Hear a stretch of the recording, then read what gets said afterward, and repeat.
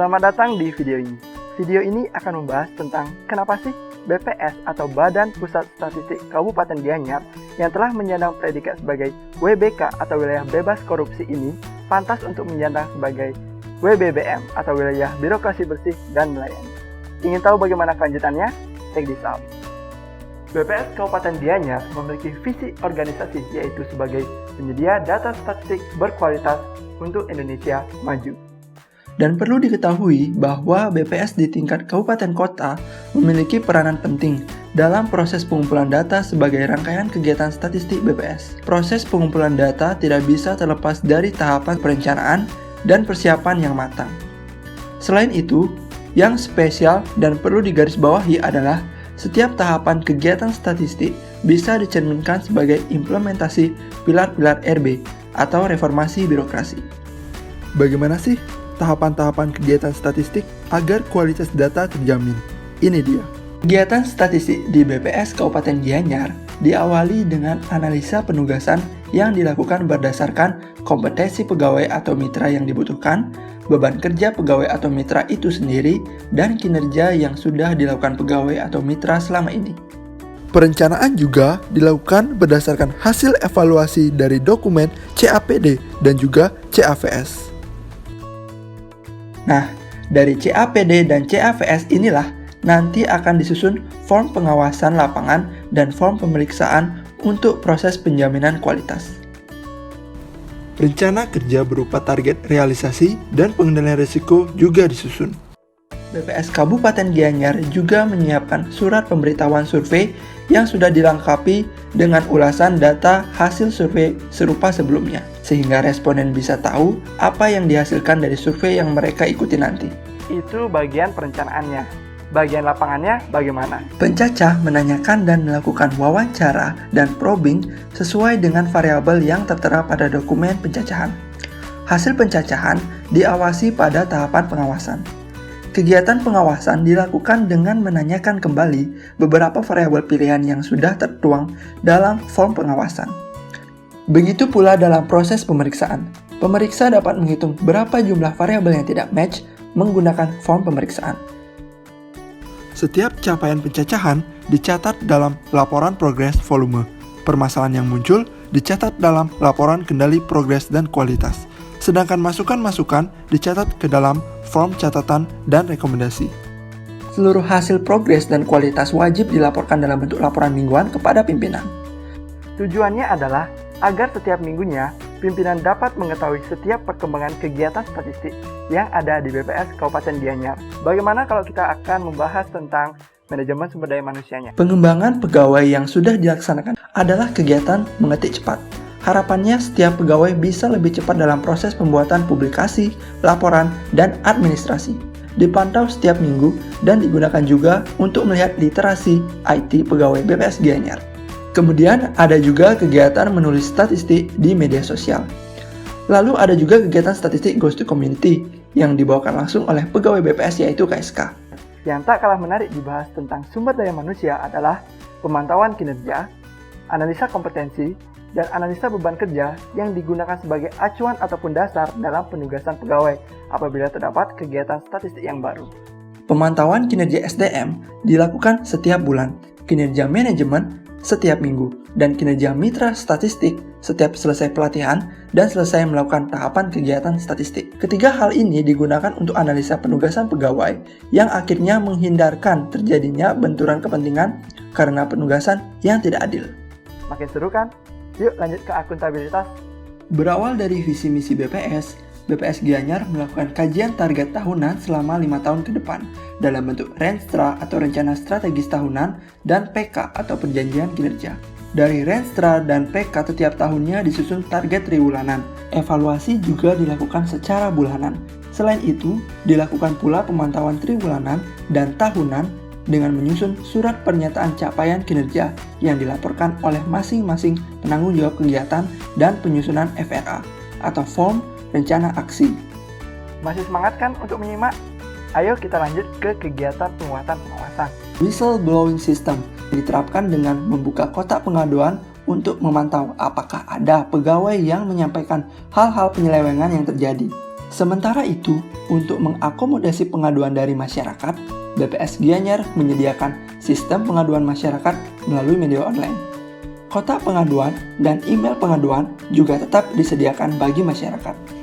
Di BPS Gianyar, secara rutin dilaksanakan verifikasi kinerja dan verifikasi keuangan yang bertujuan untuk mengidentifikasi kemungkinan adanya tindakan gratifikasi. Berdasarkan laporan dari Whistleblowing System, kotak pengaduan masyarakat, verifikasi kinerja, dan verifikasi keuangan, secara menyeluruh dilakukan pula pengendalian benturan kepentingan dan pengendalian gratifikasi berdasarkan laporan yang masuk. Next, kita ke topik yang lebih seru lagi, yaitu tentang pelayanan publik yang disediakan oleh Badan Pusat Statistik Kabupaten Gianyar ini.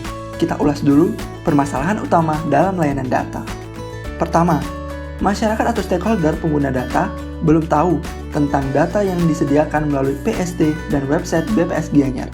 Kedua, data belum lengkap tersedia. Ketiga, penanggung jawab statistik di instansi luar atau komunitas memiliki literasi statistik yang belum memadai. Terakhir, pengumpulan atau diseminasi beberapa jenis data dari beberapa instansi yang masih bersifat silo atau tidak terintegrasi. Pelayanan statistik terpadu atau PST, jika ada yang ingin melakukan konsultasi statistik ataupun meminta data, mereka akan diarahkan ke PST yang menerima pelayanan dari hari Senin hingga hari Jumat. Pengunjung yang datang dapat meminta langsung data yang diperlukan kepada petugas PST BPS Gianyar atau melihat-lihat sendiri di perpustakaan. Pengguna layanan dapat langsung memperoleh data tanpa harus datang ke BPS Gianyar. Caranya adalah dengan ketik gianyarkap.bps.go.id, enter. Berbagai macam data BPS sudah tersedia pada web tersebut, mulai dari series data pertanian, kependudukan, ekonomi, tenaga kerja, dan masih banyak lagi. Website BPS Gianyar bisa dikatakan spesial dibandingkan website BPS pada umumnya. Hal ini karena data yang terpublish pada website BPS Gianyar bisa langsung terkirimkan melalui email dan juga WA pada pengguna data. Lalu, bagaimanakah cara BPS Gianyar mengetahui email dan juga WA daripada pengguna data? Website BPS Gianyar sudah dikembangkan juga menjadi sistem statistik broadcasting atau SISBRO. Berawal dari jumlah pengunjung website BPS Kabupaten Gianyar yang dirasa masih belum optimal, data, berita, atau informasi terbaru yang diunggah ke gianyarkap.bps.go.id akan dikirimkan secara otomatis kepada stakeholder yang email atau nomor WA-nya sudah terdaftar di mailing list BPS Kabupaten Gianyar. Layanan SISBRO ini selalu ditawarkan kepada pengunjung PST, bahkan kepada stakeholder yang ditemui oleh pegawai BPS, termasuk masyarakat yang menjadi responden survei ataupun sensus. Berkat adanya SISBRO ini, akses terhadap website BPS Gianyar setiap bulannya mengalami peningkatan. Gimana kalau pengguna data ingin mengunduh data yang tidak ada di BPS Gianyar? Apa mereka perlu ke instansi lain dan mencarinya satu persatu? Nah, permasalahan tersebut solusinya sudah ada di sini, yaitu Sistem Satu Data Gianyar. Sistem Satu Data Gianyar merupakan pusat data dan informasi di Kabupaten Gianyar guna memenuhi kebutuhan perencanaan, evaluasi, dan pengendalian pembangunan daerah. Sistem yang terbangun dari kerjasama antara BPS, Bapeda, dan Diskominfo Kabupaten Gianyar ini merupakan implementasi dari Peraturan Presiden Nomor 39 Tahun 2019 tentang Satu Data Indonesia. Lalu, sejauh mana pemanfaatan sistem Satu Data sampai saat ini?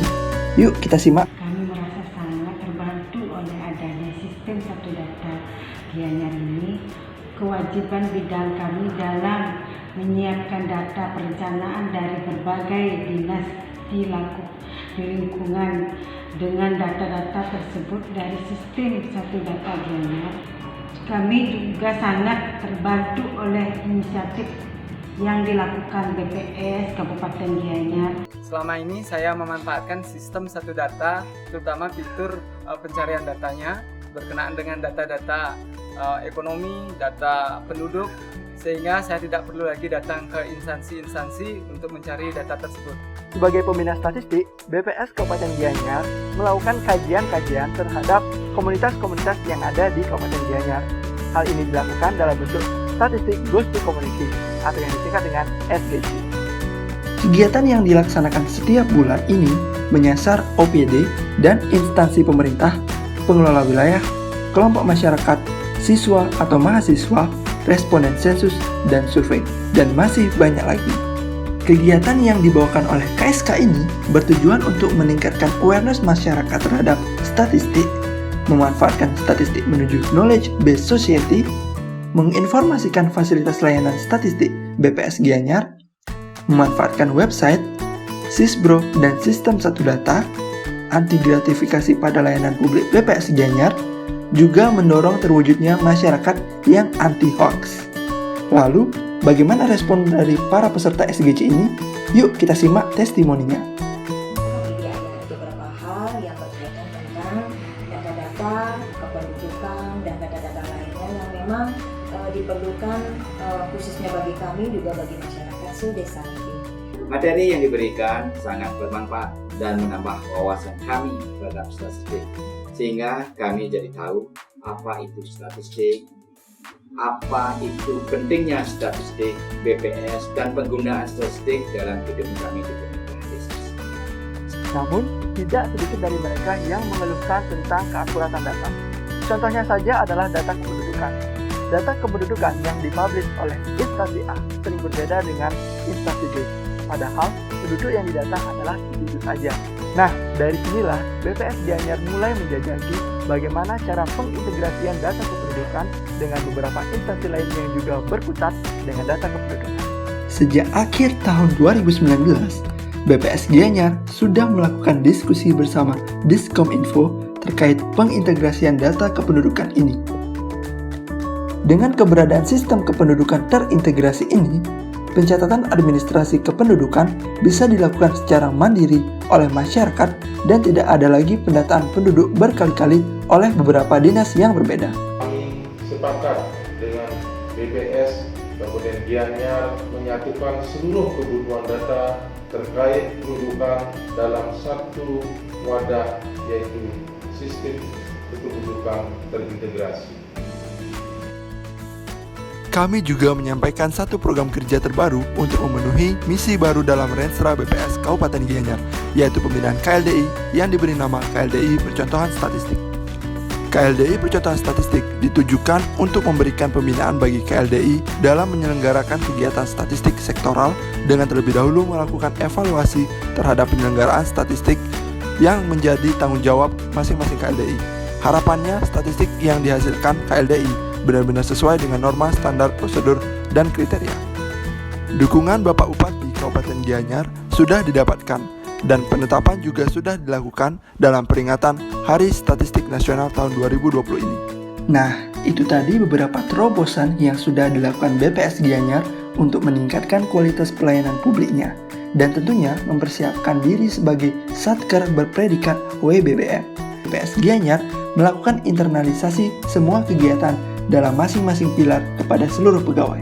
Berawal dari pembentukan tim RB dan WBK atau WBBM, internalisasi RB dilakukan dengan penerapan RB yang berkonsep menyatu dengan pekerjaan sehari-hari. Mulai dari penyebaran informasi melalui media akrilik, website atau medsos, apel, kartu nama, banner, dan rapat-rapat RB sampai menciptakan role model dalam penerapan RB melalui komitmen pimpinan dalam penerapan aspek-aspek RB dalam setiap kegiatan, penetapan agen perubahan, dan pemilihan KSK berprestasi. Ada satu hal yang menarik yang ada di BPS Kabupaten Gianyar, namanya kuis RB.